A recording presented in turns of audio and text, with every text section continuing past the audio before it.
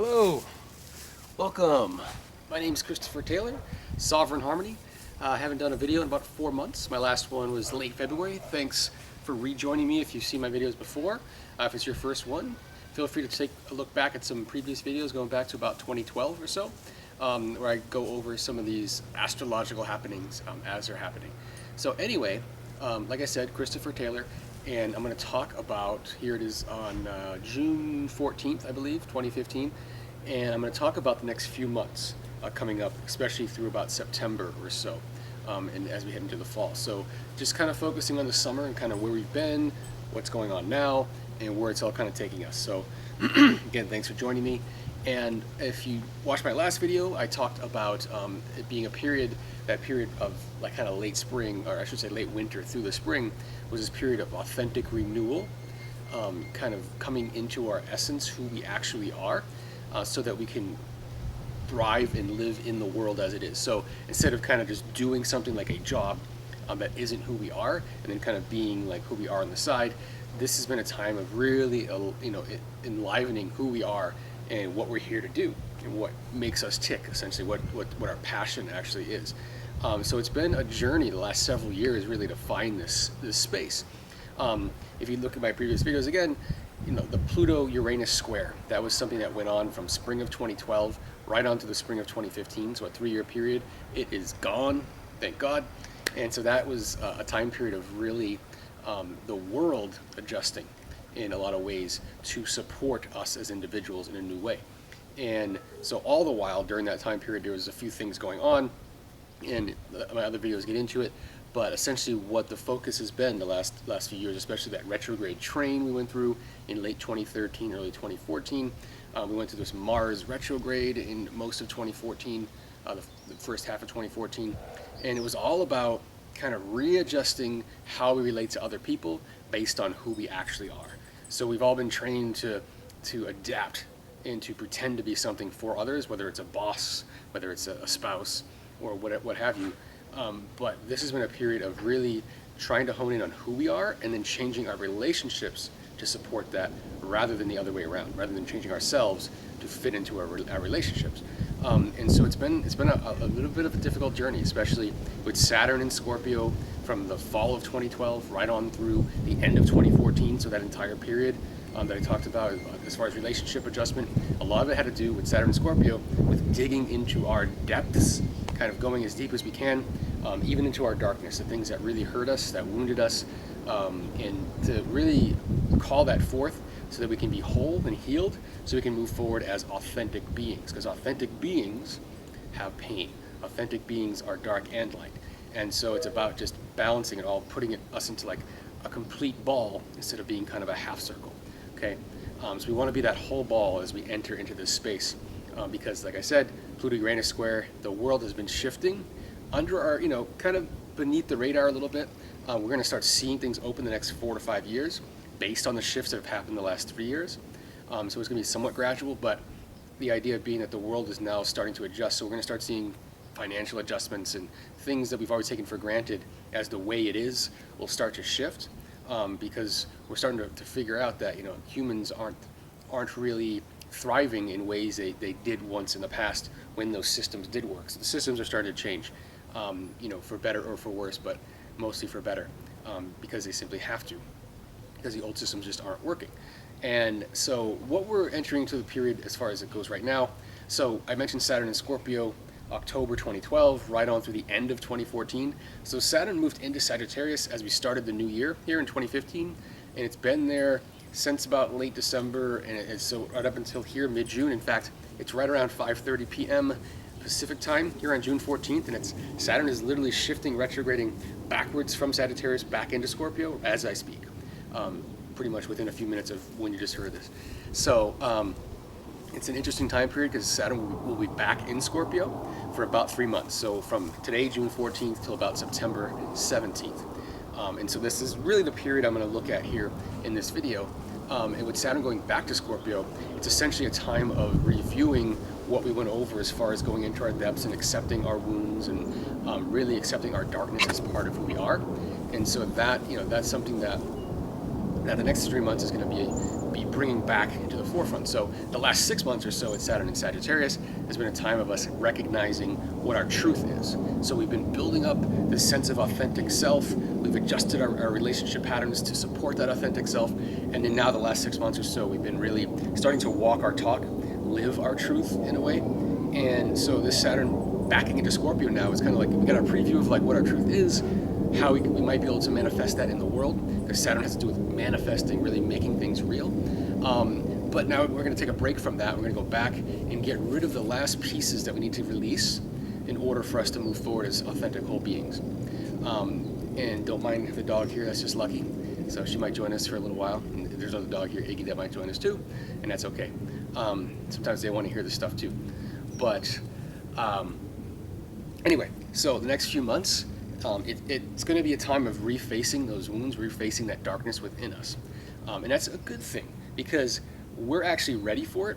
When it hit us in October 2012, it was like it hit us full force, because we weren't used to going that deep inside of ourselves. And so that whole 2-year period from the fall of 2012 to the late fall, early winter 2014, that was a kind of a rough period for some of us on an emotional level. We really had to be honest with ourselves about what was within us, and what was preventing us from moving forward, really, because that's what it comes down to. And so now that we've had a taste of what moving forward is like, of where we might be able to manifest our true essence, our authentic self in the world, now it's time to just go back and just make sure we just kind of wipe that slate clean for good.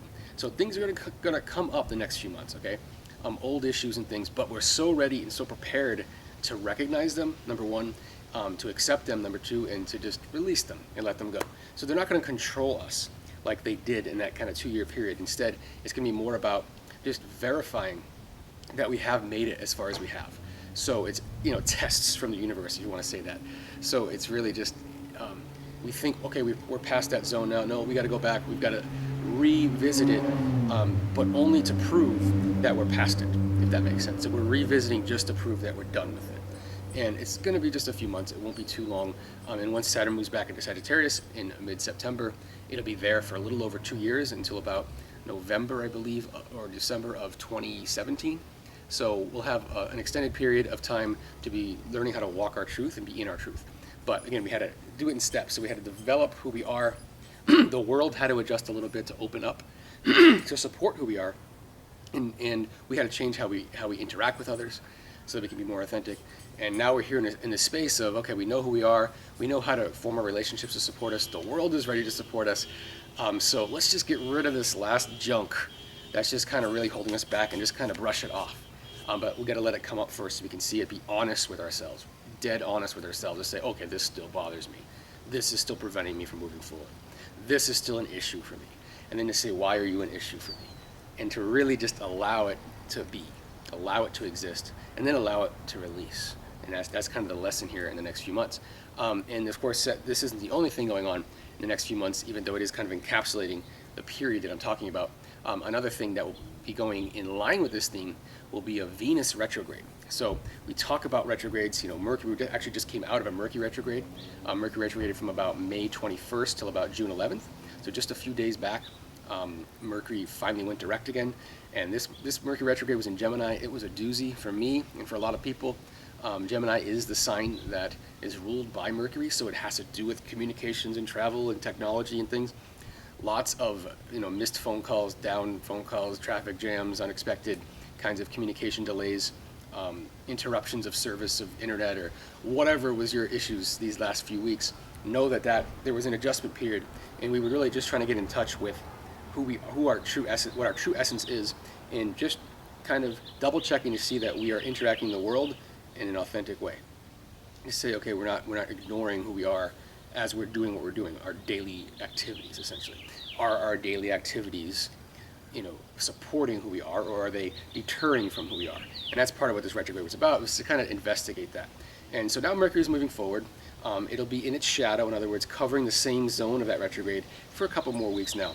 And before Mercury finishes that shadow period, Venus, which I just mentioned is going to go retrograde as well, will enter its shadow period around, I think, June 21st, I believe, next, about a week from today. Today's the 14th, so June 21st, Venus will be entering its shadow period. So Venus will actually technically retrograde through that area that it's that's going to cover its shadow.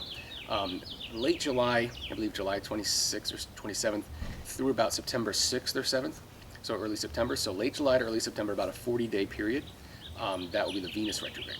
And so Venus will retrograde from about 0 to 1 degree Virgo all the way back to about 14 degrees Leo. And so this theme of Virgo I want to talk about too in just a second. But just know that that part of your chart will be affected by this Venus retrograde. And if we think back to 2007, late July, early September, so really July, August, September of 2007, whatever was readjusting in your life regarding your self-worth, what you're making, what you're doing for money, your relationships, what you're allowing yourself to accept or put up with in relationships, and what you think you deserve, that kind of thing. Whatever was going on July, August, September 2007, it's kind of the same area of focus, not the exact same people or issues, but the same area of focus is coming up again here in July, August, and September of 2015. Because Venus has an 8-year cycle, essentially, as far as how its patterns go. And so, just like with Mercury retrograde, where there's a readjustment of kind of communication aspects, because Mercury has to do with communication, Venus has to do with what we value, which is who we value, our relationships, what we value, the things in our life, what we do to get those things, our job, how we make money, essentially. And so there's readjustment happening this summer with that, all while Saturn is back in Scorpio. So all while our stuff is coming up. So there's going to be a lot of us really reassessing whether what we're doing for money is really worth the effort. Is it really, because does it really represent us? There's also going to be a lot of us asking the question, is this relationship that I'm in, is it really supporting who I am? As I move forward, on a soul level, what I intend for myself, am I in the highest joy that I want to be in, and does this relationship represent that? So we'll be, asking ourselves questions like that. Anything that has to do with, what we value in life will be reevaluated during this period, okay? And all the while, again, as we're being dead honest with ourselves about how we feel about things. It's Saturn and Scorpio. How do we really feel about things? We can put up with a job that is, paying us a certain amount of money until the point where we say, you know what, I can do something else for money. I don't have to do that for money. And we can put up with certain relationship realities that might be present in our lives, and then, finally come to the point where we say, you know what, I can do better than this.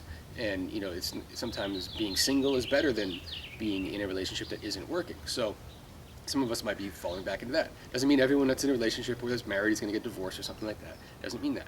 But it does mean there's going to be a reevaluation of what we're putting up with. In essence, we're all coming back, getting in touch with our own self-worth during this time period, during the summer, and being dead honest about it with Saturn and Scorpio. So that's just something to keep in mind.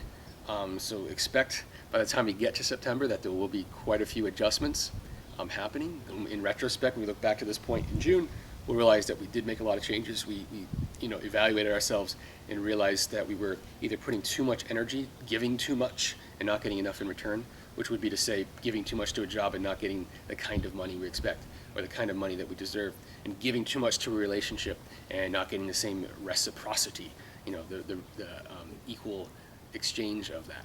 So this will be a good clarity period for us this summer, so that when we get to the fall, we will be able to kind of move forward with that. And when we get to the fall, we will have a couple of eclipses. Mercury will go retrograde again. Venus will go direct. Saturn will move back into Sagittarius. So September is a very, very busy month that I'll get into in just a bit. I'll wrap that up in a little bit. But I want to get back to this theme of Virgo that I briefly mentioned before. When I started doing these talks back in 2012, the biggest thing I talked about, the biggest aspect, was the Uranus-Pluto square, which is what I mentioned earlier. And so that is between Uranus and Aries, Pluto and Capricorn, and that ended here around April, so March, April of this year, so a couple months back. And it's been kind of a trying period, because that was a period of the world trying to adjust to open up to the new individuality, okay?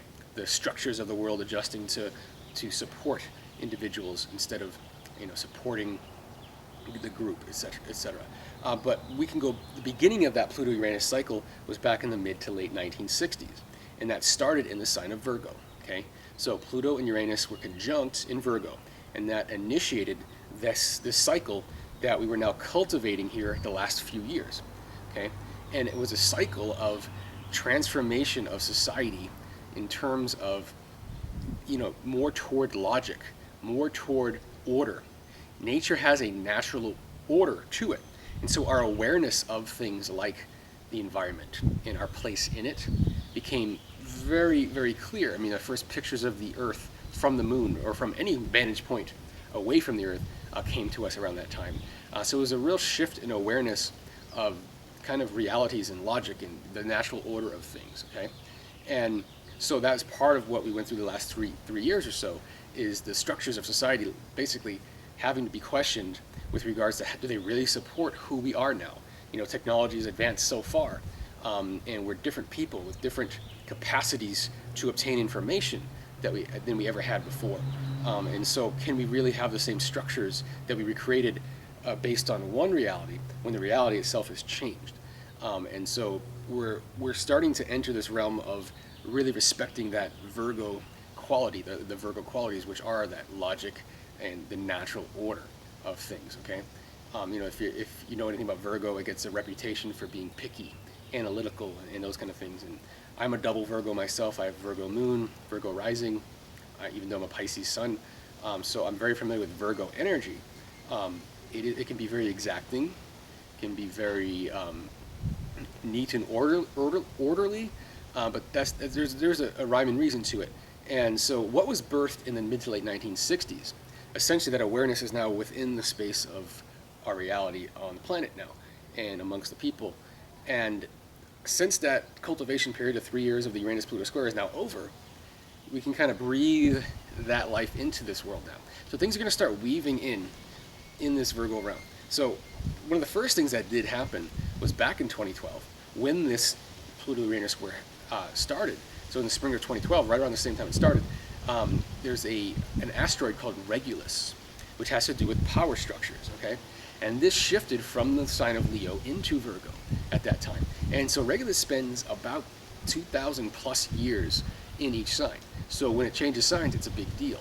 And it represents how we structure power in the world. And when it was in Leo, it was a might is right kind of style. So the Roman Empire, for example, arose at the very beginning of that Regulus in Leo period.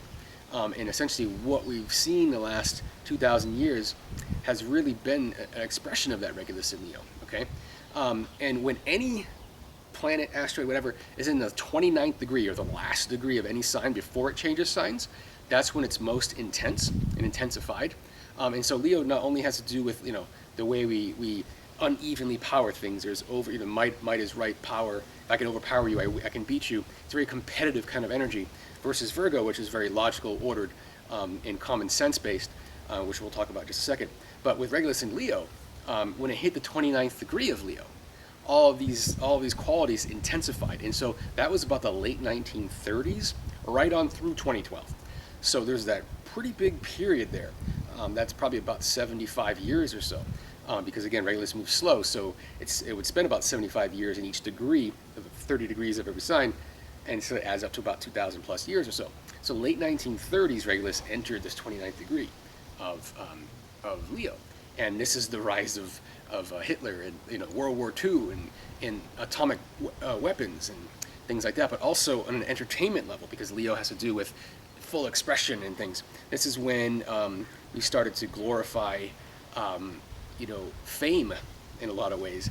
TV came out, and it's also when we really started to see the dichotomy between men and women as far as, women, as far as the physical aspects of beauty being, front and center. So things like Marilyn Monroe coming out and what followed from that, and this whole idea, and it kind of culminated to this point of reality TV, this real voyeuristic quality of Regulus and Leo.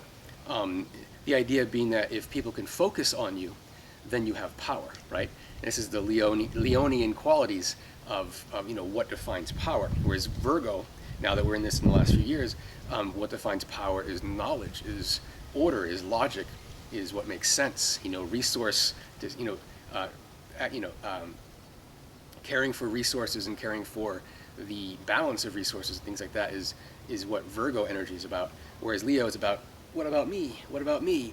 And so we can see this explosion in the 29th degree of Leo when Regulus was there, late 1930s, again, right up until 2012, where we just got almost overwhelmed with this idea, and we had a few generations that only knew this.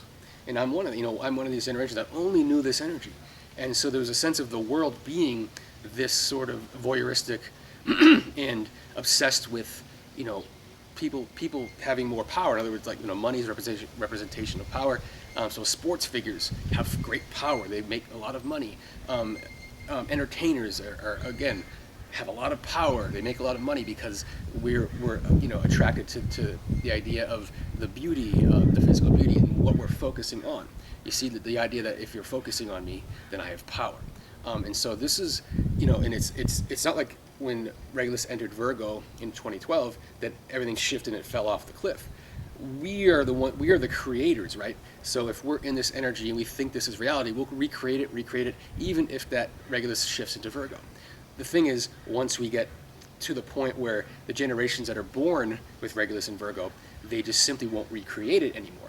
But that doesn't mean we have to wait, say 40, 50 years for this generation that was born in the beginning of Regulus and Virgo to take power and whatnot, to change things, because we can change ourselves, and that's the idea.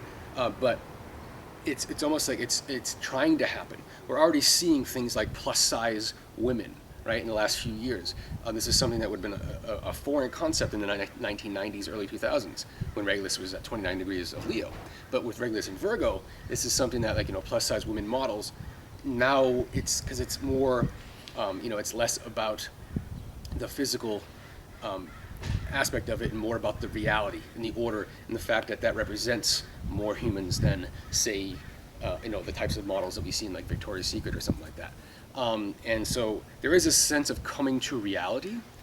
So the entertainment field, I feel like, is going to really shift over the next couple of generations, especially this first generation here in the next, say, 20 to 30 years. We're going to see a big shift in what people are interested in. You see, that the big showy explosions kinds of things you see in the movies, it's going to be replaced. I think documentaries are really starting to replace that. Things that teach us something and that show us the order and show us how things are. That's very Virgoan versus Leonian, which is more about the Rambo, running out and shooting things and like this is entertainment to us. And some people say, well, wait, I'm still entertained by that, and it's fine, it's true. But the idea is that the world is shifting to value a certain, to value power in a different way. So we're not worshiping fame anymore. And the idea that anybody can put for example, a video on YouTube now and anybody can watch it, the line between those who are famous and not famous is really blurring. In other words, everyone can really kind of be famous, and that's what reality TV has kind of showed us too. So there's no more power associated with fame, and that's a sense of Regulus and Leo falling away. That the power associated with fame is falling away, and now there's going to be power associated with knowledge, power associated with logic, power associated with resource balancing, power associated with the idea of serving the masses with our work.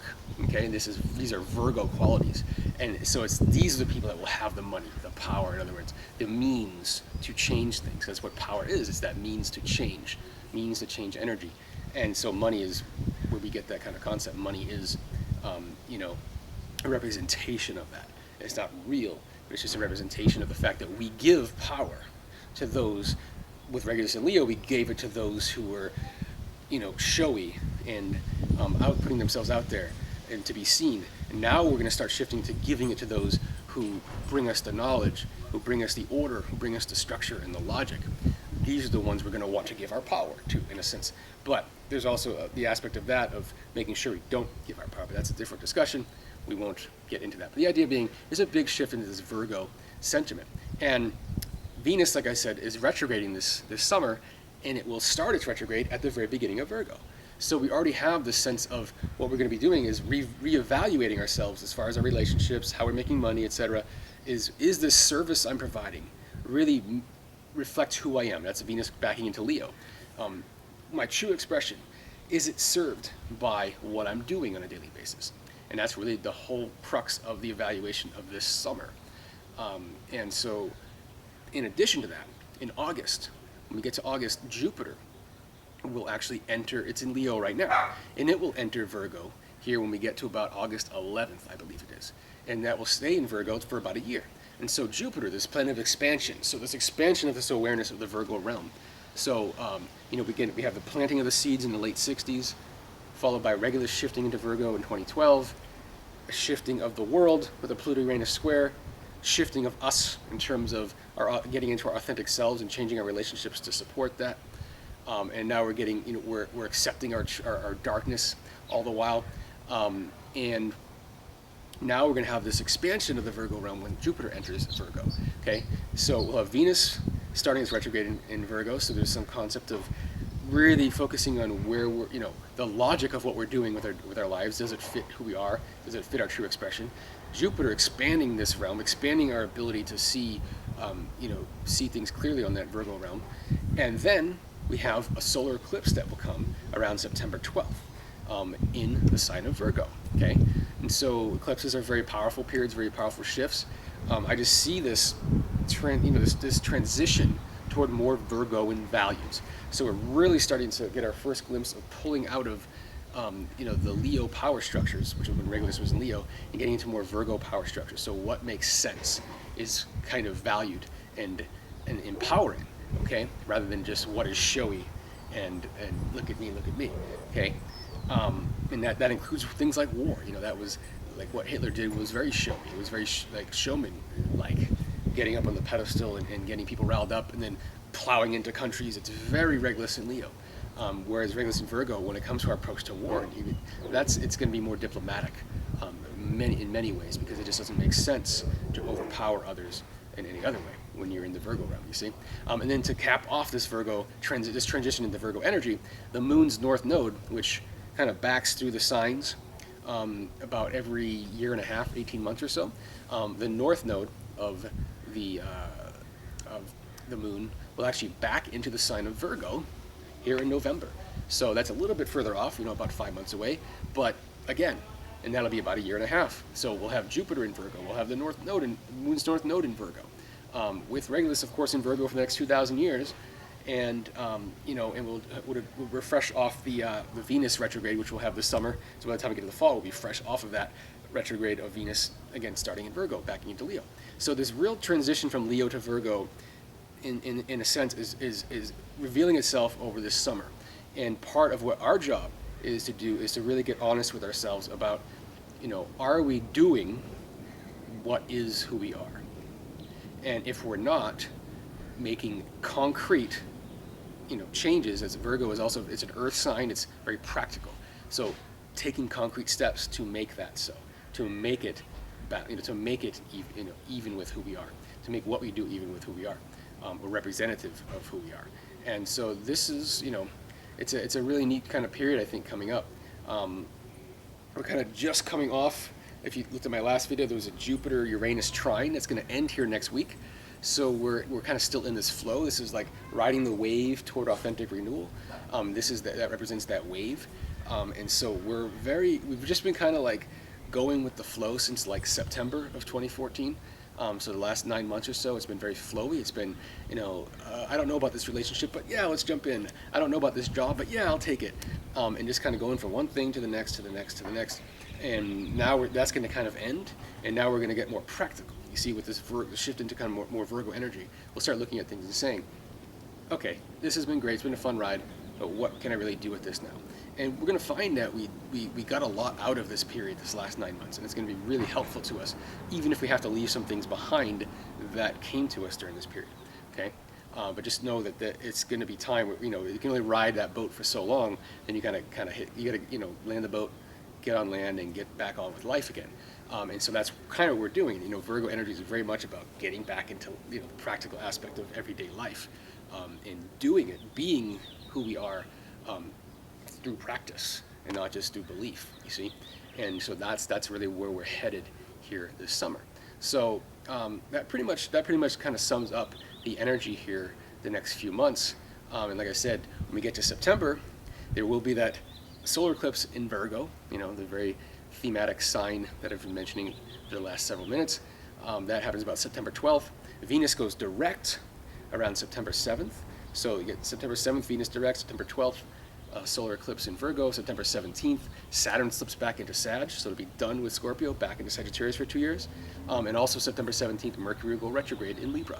Okay, and so after reevaluating our relationships and whatnot, we'll then be making decisions about our relationships mid-September into early October. Okay, and that we won't go too much deeper, beyond that. But you can see how things are building. We have a job to do this summer. Be honest with ourselves, really assess our situations, and so by the time we get to the fall, we can really start digging our heels in and being practically in the world as we are, and finding ways to be practically in the world as we are, instead of just dreaming about it, instead of just wishing we could do it, really aligning our daily lives with who we are. So with that, thanks again for joining me, and I'll probably see you again the end of the summer, probably around September, when all that stuff is going on. I'll probably put another one of these out. So feel free to share this, and also feel free to follow me on Facebook. You can find Sovereign Harmony on Facebook, and I post pretty much almost anytime there is something to post about, I post it. So several times a week I'm posting kind of what's going on, so it's kind of like this, but chopped up into pieces as needed. This is more of the big picture, and that's more of a little picture. So if you want a little bit of the little picture as part of the big picture, feel free to follow me on Facebook and share that as well. So thanks again, and have a great summer if I don't see you, and we'll talk to you again soon. Thanks.